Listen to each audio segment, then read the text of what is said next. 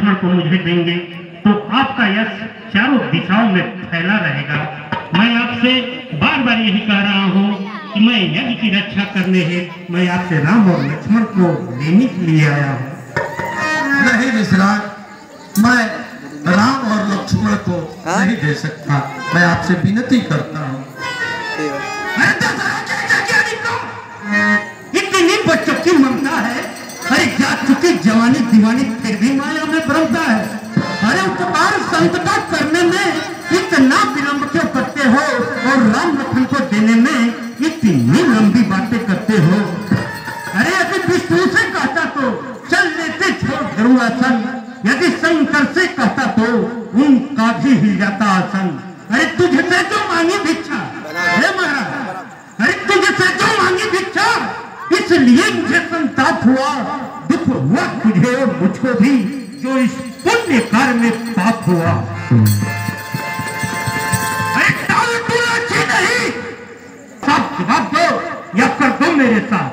ठीक है, महर्षि वशिष्ठ, आप तो जानते हैं राम के तेज और स्वरूप को, महाराज दशरथ को आप ही समझाइए।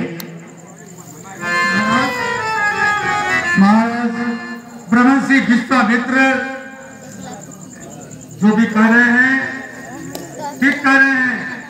राम युग और इतिहास की धाराओं को मोड़ने के लिए आए हैं महाराज। कृष्ण मंगल हो न मंगल हारी है। समय और काल बीत जाएंगे राजन, युग बदल जाएंगे।